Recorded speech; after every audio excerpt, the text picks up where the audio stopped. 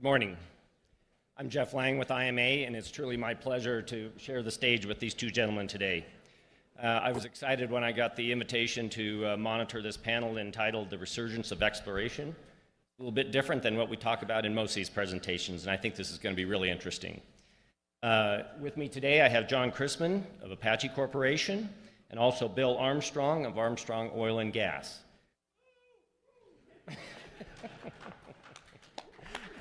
I'm going to introduce John first and let him show a few slides, and then we'll do the same with Bill, and then we'll answer a few questions.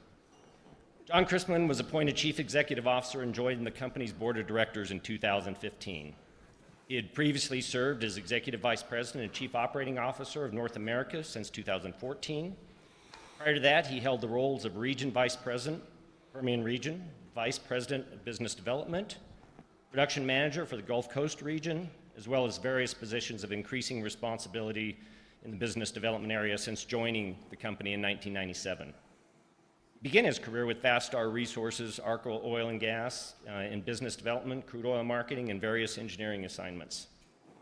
He received his bachelor's degree in petroleum engineering from Colorado School of Mines, and I just learned he was a hell of an athlete while he was there at the same time. We'll let them talk about that. He then went on and got a Master of Business Administration from Southern Methodist University. John sits on the Visitors Board at MD Anderson, as well as the Texas Tech University Academy of Petroleum Engineers.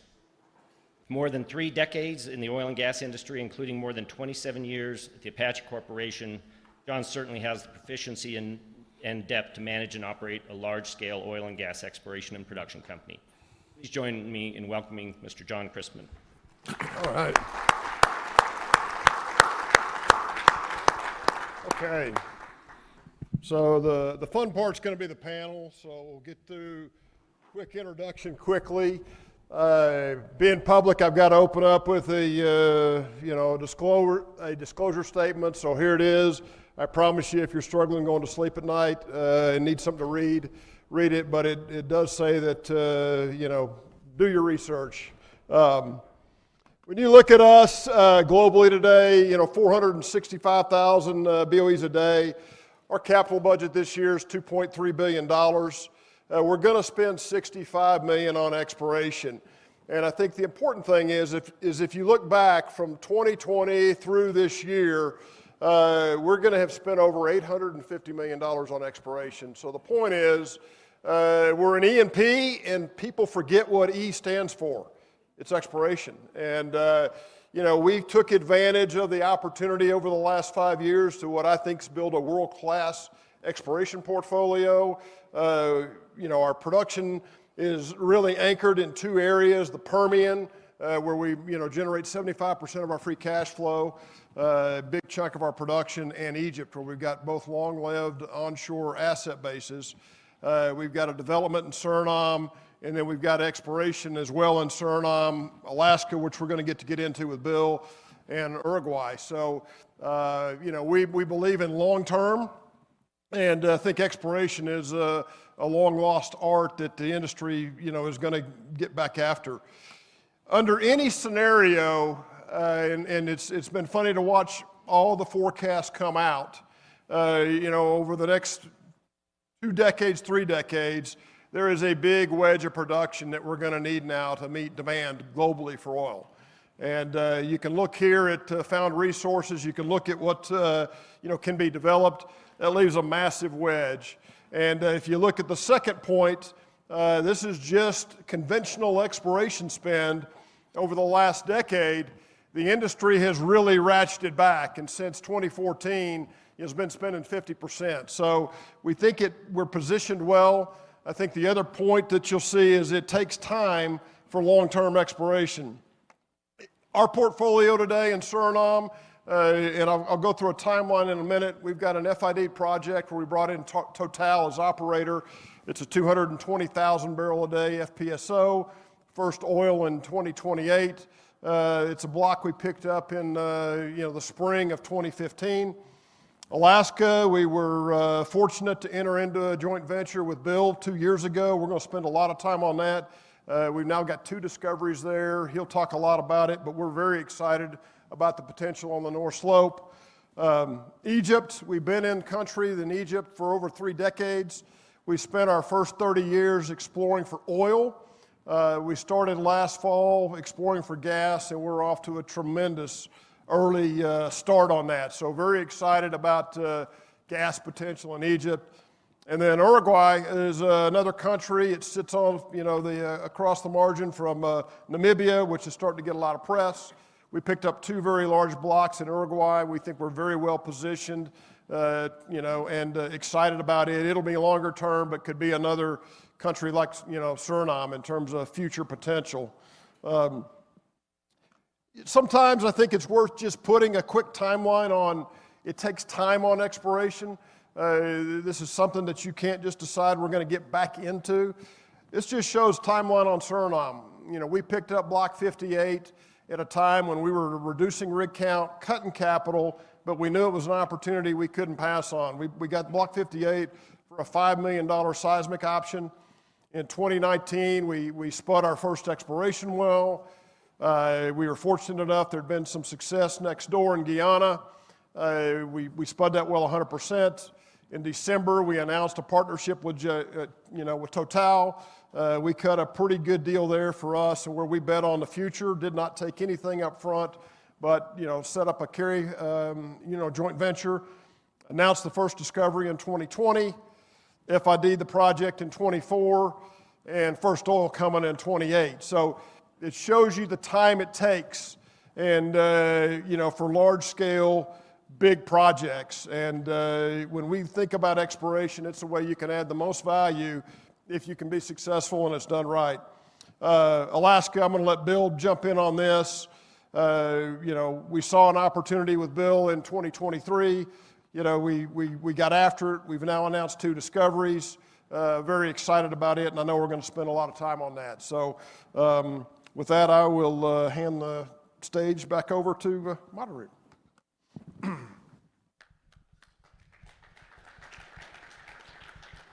Thank you, John. And now Bill Armstrong. Bill graduated cum laude from SMU in 1982 with a BS in geology, Phi Beta Kappa Key, and a future wife, Liz, a geology classmate, so it wasn't all studying apparently. They set up their home in Denver where they raised 3 children, and Bill founded his business, Armstrong Oil and Gas, in the attic of his garage. Over the last 40 years, AOG has been involved in expansive wildcatting and discoveries of over 20 oil and gas fields in a variety of geologic provinces that include Williston Basin, River Basin, Wyoming-Utah Overthrust Belt, Green River Basin, Michigan Basin, Cook Inlet, Gulf of America, San Joaquin Valley. Most recently, Mr. Armstrong has been active on the North Slope of Alaska, finding at least 10 100 million plus barrel oil fields, including one of the largest oil fields in U.S. history, 3 billion barrel Pikka field. Mr. Armstrong is an active member of several boards and associations, including SMU's Board of Trustees, Tourmaline Oil Corporation, All-American Wildcatters, and the National Petroleum Council. He has won numerous awards such as the AAPG Outstanding Explorer Award, Rocky Mountain Association of Geologists Explorer of the Year Award, Wildcatter of the Year from Western Energy Alliance, then was named by the Oil and Gas Investor magazine to their Hall of Fame and was profiled in the Wall Street Journal as the last prospector a Texas wildcatter is tempted by a final quest. In addition to his oil and gas career, Mr. Armstrong and his wife founded Epic Estate Wines in 2004, which is an ultra-premium vineyard winery operation located in Paso Robles. Bill and Liz now reside in Dallas and have 9 grandchildren. One quick thing we got to warn the audience here. Ron Gusek in the first talk today used the word stinking, referring to a paper that was written back on "We don't need no stinking proppant." I'm guessing Bill's going to use some stronger language than that. We're going to see something a little harder than stinking. The over-under is right now at 6. So, with that, Bill, take it.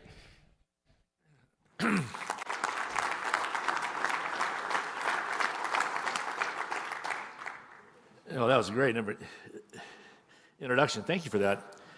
I have no idea what I'm going to talk about today, except for it's going to, I think, lean towards exploration. Just a show of hands real quickly. I actually gave a rousing talk here at EnerCom 9 years ago. Let's see a show of hands on who was here to see that. Okay, yeah, 8 or 10 of you. All right, I'm going to give the exact same talk. So, because my opinion really hasn't changed much in that period of time. So, one thing I want all of y'all to understand right out of the box, and that is, John said it best, everybody calls themselves an E&P company, but for the most part, the E is gone, and that disappeared with the advent of shale drilling. Back in the day, most companies tend to put like 10% of their budget into exploration. Apache's leading the way, and I think that was you only represented 4%, but yet most companies are under 1%. In fact, most companies are 0. So, but never, ever, ever underestimate the leverage capability of a successful wildcat. Even the Kansas City Chiefs have to hire a rookie every year because there's always a life after the veterans go away. So we're going to talk about a lot of the hot exploration plays I see around the world. Then we're going to talk about Alaska a little bit. And then they have some questions for us, which I'm looking forward to answering those silly fucking questions. Now we're down to 5. So we had 6. Is it over and under 6? Let me remind everybody, the hottest exploration play in the world right now is in a country called Guyana. And Exxon has been on a roll like I have never seen in all my career. And they're batting like 31 out of 34 or some ungodly success rate in Guyana. And you recently read about that big battle that Chevron had with Exxon trying to buy Hess. Ended up being a $60 billion acquisition, all for essentially Guyana. And this goes to show you that a successful exploration venture can even move the needle substantially for an Exxon or for a Chevron. So I know a lot of y'all are investors, a lot of y'all are analysts, a lot of y'all are looking for the next good place to put your money. Every company that you talk to, you should ask them, what are you doing for the future? What are you doing for exploration? What are you going to do that can lever your company up to really show some big success? So, how do I do this? Just push the button here? Okay, cool, y'all. Let me just quickly show you Alaska real quick. I even got a pointer here. Here's the state of Alaska. This box right here is the North Slope of Alaska. Alaska is a really big state. That box is roughly the size of Montana. And here is the North Slope of Alaska. It is one of the largest unexplored regions in the world, and yet it is one of the richest hydrocarbon systems in the world. Largest field in the United States by far is right here at Prudhoe Bay. And collectively, we have about, 25, 30 billion barrels that have been found in Alaska. We know, though, that there's been over 1.5 trillion barrels of oil generated up there, so there is a lot to do. Before us coming to Alaska in 2001, it was as dead as disco. Everybody assumed that the play had been made. Everybody said that all the big fields had been found. But we happened to be there at the right place at the right time because seismic technology was catching up to stratigraphic traps. And if you look at Alaska from a structural standpoint, from a geologic standpoint, it is the most quiescent basin you've ever seen. There's almost no faults. There's almost no salt. There's no anticlines. It's just a whole series of very, very flat terrain with oil trapped in so many various stratigraphic traps you can't imagine. In the ensuing years that we've been up there, since then, we found this big field here called Pika, which is going to be about 3 billion barrels. It's being turned on later on this year. Initial IP is at 80,000 barrels a day, going to probably 150 right away. Ultimately, that field will be 3.5 billion barrels and probably producing 250,000 barrels a day. You guys have been reading a lot about Conoco's big discovery at this field called Willow right here. Here's the fields that we have found since we found Pika. There's now been 9 discoveries up here since we did it. Our track record for success on these wildcats is about 90%. So really, really high success rate. And the average field size that we found so far is about 500 million barrels per field. So it's unbelievable. if it wasn't for things going slow in Alaska with weather and NGOs and whatnot, we would be crushing even Guyana as the hottest play on the planet. So I'm going to talk a little bit about Sockeye and King Street over here with what we have with Apache, and then a little bit about going into the NPRA, which, by the way, has been off limits for the last 5 years because of our previous administration. But somebody's now in charge that actually wants to see America great again. So that's coming on. Going back real quickly to where I just was, I'm going to show you a seismic line that runs kind of east to west. And just to show you the type of opportunity, this is our Pika field. It's a very subtle stratigraphic trap, 3.5 billion barrels. You can see the Willow field that Conoco found. Again, no structure at all, just a little strat trap going up dip. Here's our next prospect we're going to drill. Then there, then there, then there, then there. It is just going to be like shooting ducks in a barrel. And this stuff lights up on seismic, if you know what you're looking for, like balls on a dog. So it is really, really going to be exciting. And I'm excited that Apache is my partner in part of this. So let's talk about the world right now, because I think there's only, other than me and Apache, I think there's 2 other exploratory companies talking today. I think, Brian, I think you're talking about Namibia, and then some company I haven't heard of, had some Venezuelan and Colombian stuff. But anyway, the world, here's the hot spots in the world right now.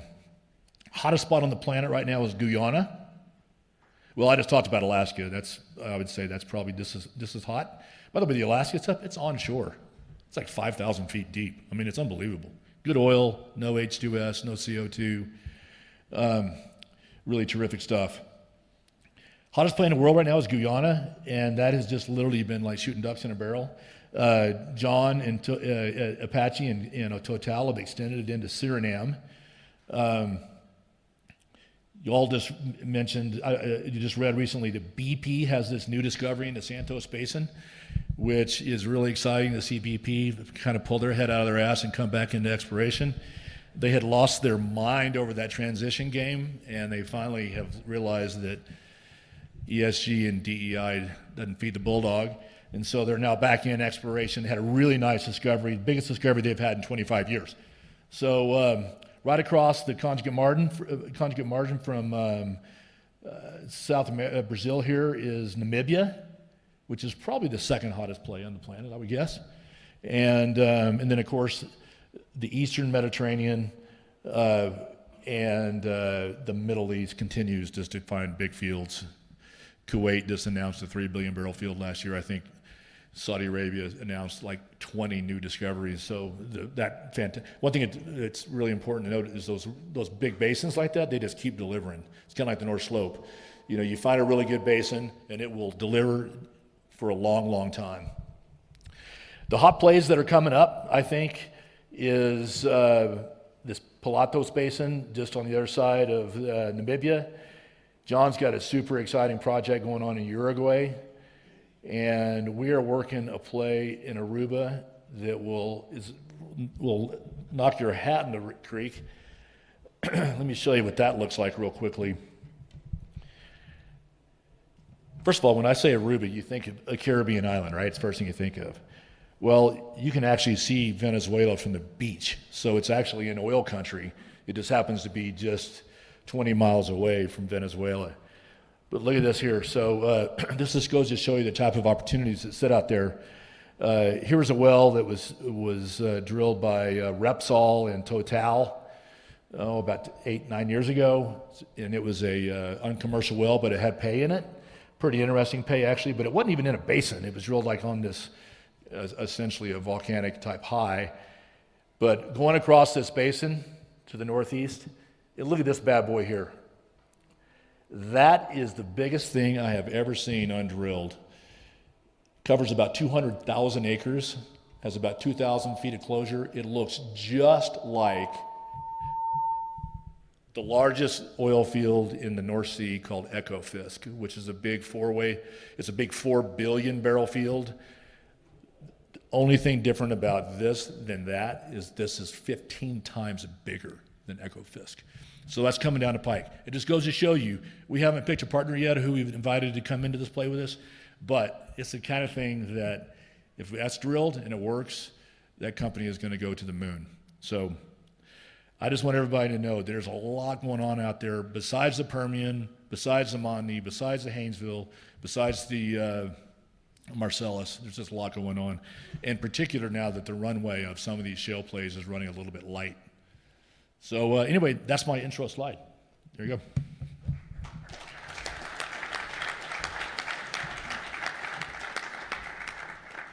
We'll get into the question and answer part here. First question. Can you discuss the genesis of yours and your respective companies' exploration DNA? What drives your exploration instinct?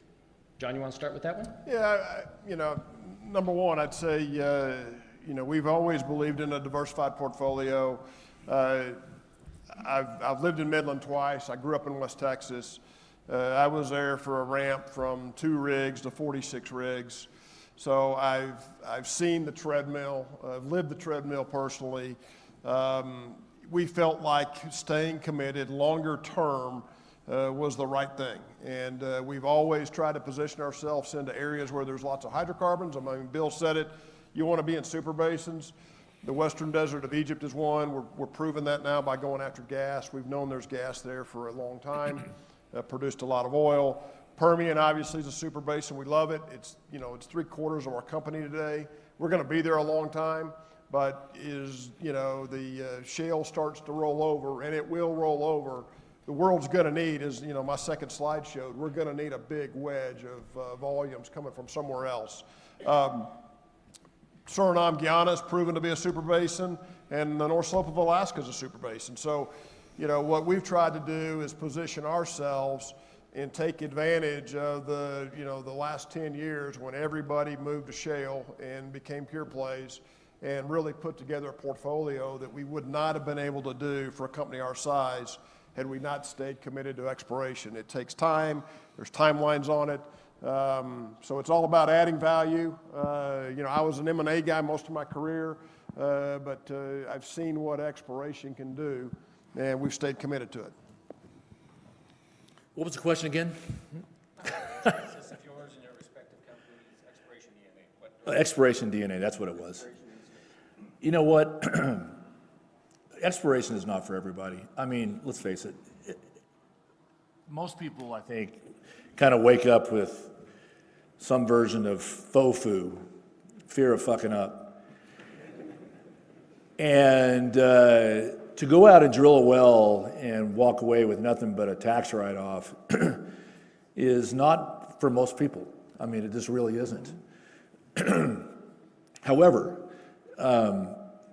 I grew up in the oil business, and I saw so many people make companies out of nothing with exploration. It's the lifeblood of our industry. It always has been. We've taken a really lengthy detour here with the shale plays, but the future, I think, truly lies in exploratory drilling. And technology has made it so much easier. In the old days, it was a little bit akin to throwing a dart, but now with really highfalutin seismic, with algorithms and FWI technology, et cetera, the chance of success on a well-chosen wildcat is approaching 30%, which is not like it used to be. Back in the old days, it was less than 10. Right. So it's getting quite a bit better. So you ask about the DNA. I've never been excited about just going and drilling development wells. It never did much for me. I kind of look at an oil field a little bit like a pregnancy. There's the beginning, there's the discovery, and then there's end of field life. That's kind of a 9-month process. The part I like the best is knocking the girl up. That may not be for you, John, but it always has worked for me. Is this okay? Can I say this stuff? There are 2 big ones and 3 little ones. Okay. By the way, my dream team is on the front row here. They've heard all this stuff before, so. Bill, why don't you take this one? Talk about talk about what's unique about exploring and operating in Alaska. Okay, Alaska is a really interesting place. First of all, it's if you were to give the world an enema, you'd probably give it to it right on the North Slope. It is flat as a pancake, despite what you might see in the Sierra Club annual report. I think I was voted second most dangerous man by the Sierra Club. I'm going to frame that and put it on my wall. ConocoPhillips was named number one, but that was a company, it wasn't a person, so I got number one person. Alaska is nothing but flat. It's frozen 8 months out of the year. It's dark as shit, cold as shit. In the summertime, it's just a big old swamp. You don't want to leave an environmental footprint up there, so you have to do all of your exploratory drilling in the wintertime. So you got to build an ice road, a long ice road. You build an ice road by putting fresh water on top of the tundra. The fresh water freezes. You make that road however far it is to your Wildcat. This last year, I think it was 37 miles to our Wildcat, John, that we had to. So, the road alone this year was $17 million, just the road, and it melts in May. And so that's slow going, and it's expensive. Once you find it, you then have to build a gravel road and, blah, blah, blah. Once you have it, your facilities in, it's pretty typical. The Alaska pipeline is about 3/4 empty. So there's lots of infrastructure up there to take advantage of.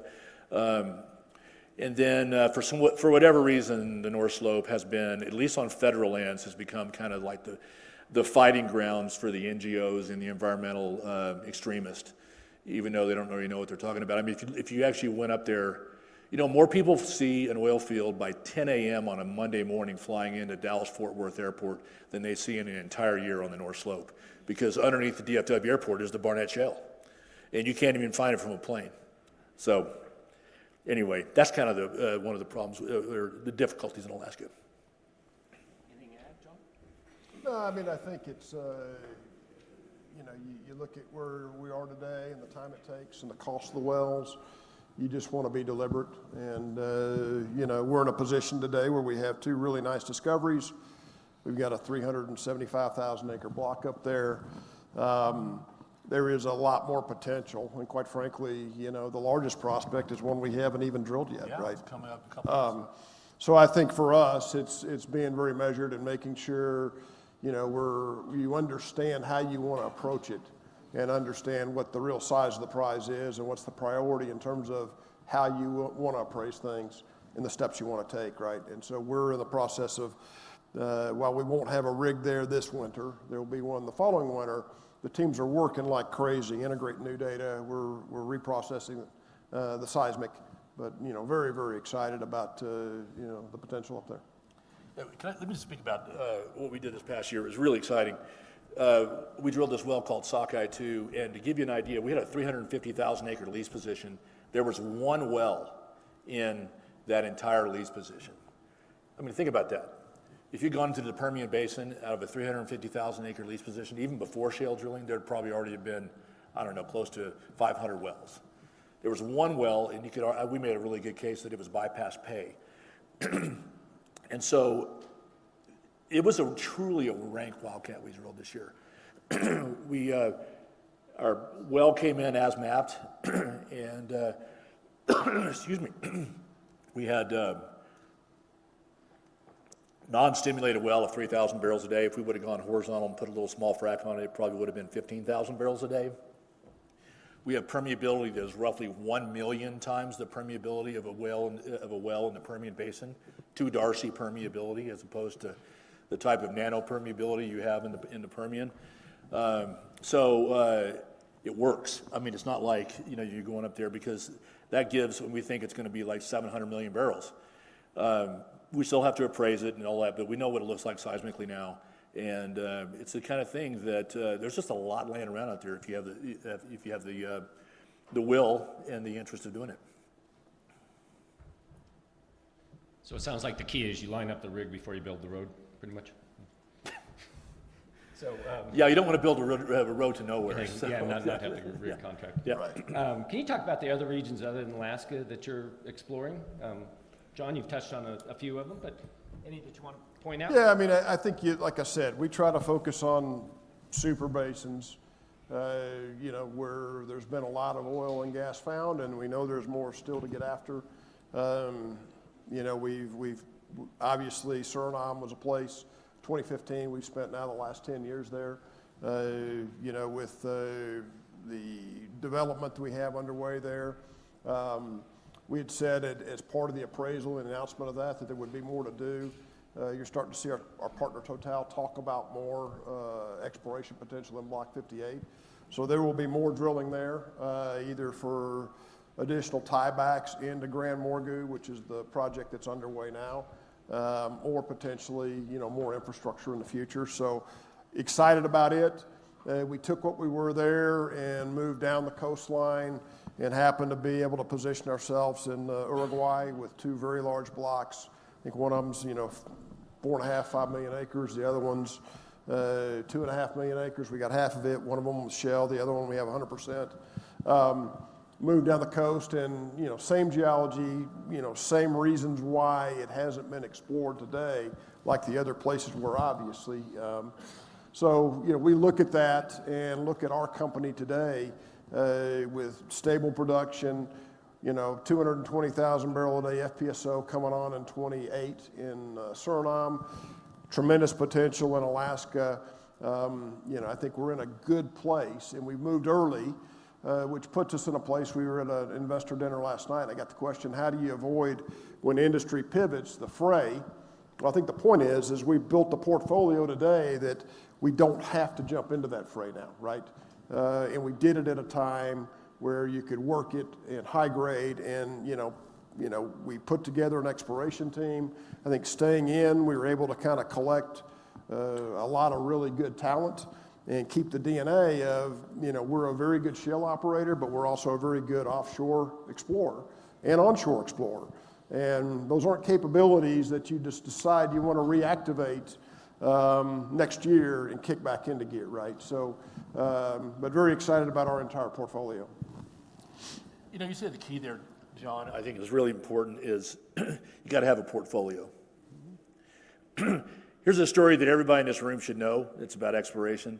So we talked about Guyana. Guyana is now producing 650,000 barrels a day. It's going on its way to 1.5 million barrels a day in the next 4 or 5 years. Exxon had that project for 20 years before they drilled it.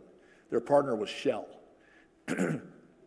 After 20 years, right before they get ready to drill the well, Shell bails on the prospect. They turn to their management and they say, we can't show there's source rock out there. It's a strat trap play. I don't know, too risky. Shell bails after 20 years. Exxon goes to their management and says, we like this. We should drill it ourselves. And Exxon management says, well, what does Shell know that we don't know?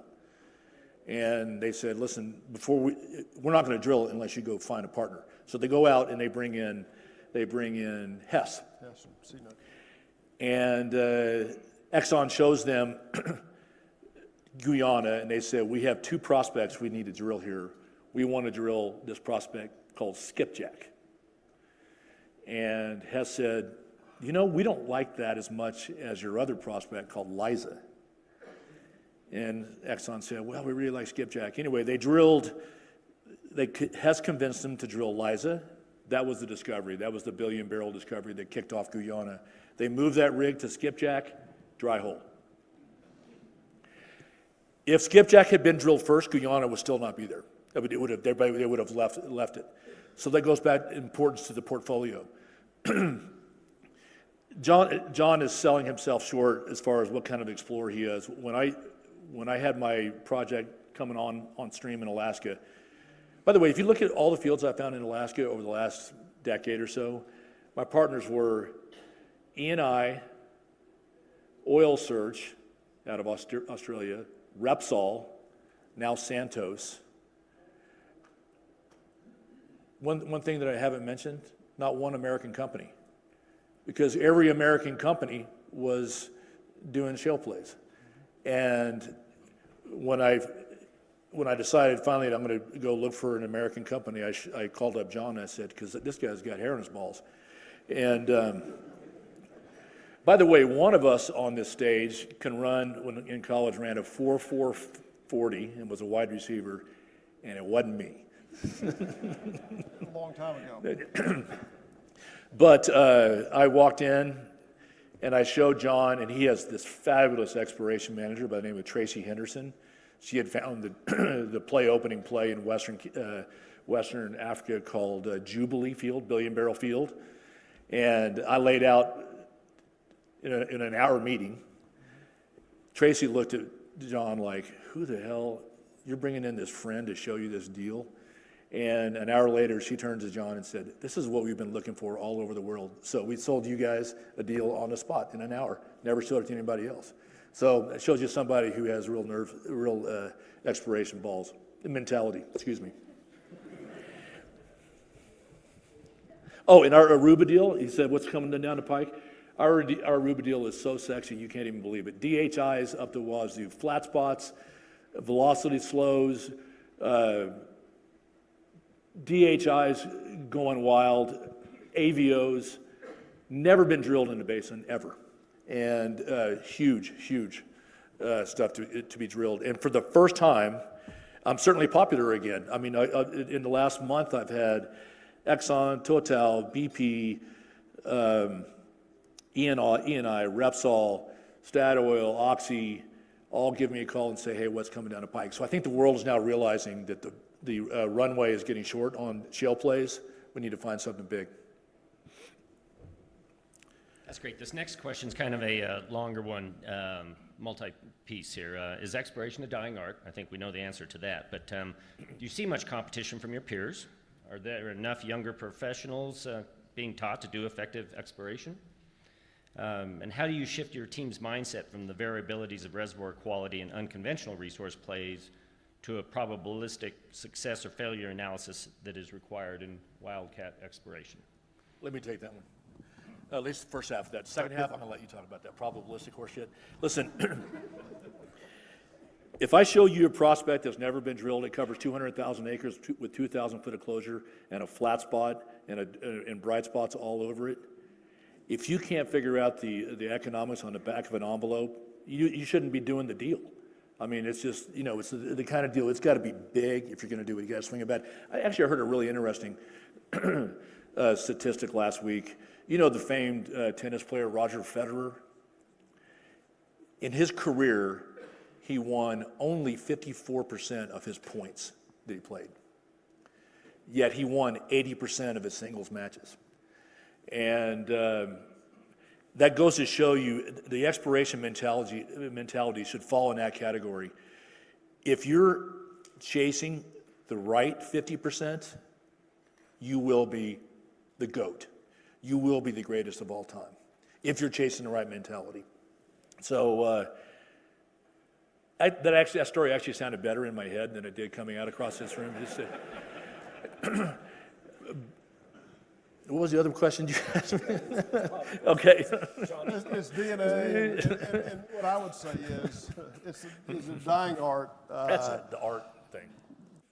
It's something you have to stay committed to. And, what is one of the most important things with exploration? It's experience. It's being able to look at things and quickly assess this makes sense or it doesn't make sense, and having the instincts to say something here is not right, we need to go dig further on this, right? Because anybody can make a prospect look good. The real question is figuring out which ones are real good.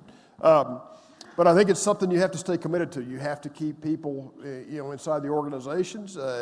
It's about mentorship and training younger folks. We've got a lot of bright young folks that are working on our exploration teams that are learning from very, very seasoned, smart people that have seen a lot of things. But I think in the end, you can't replace the experience and the instincts when you've seen a lot of things.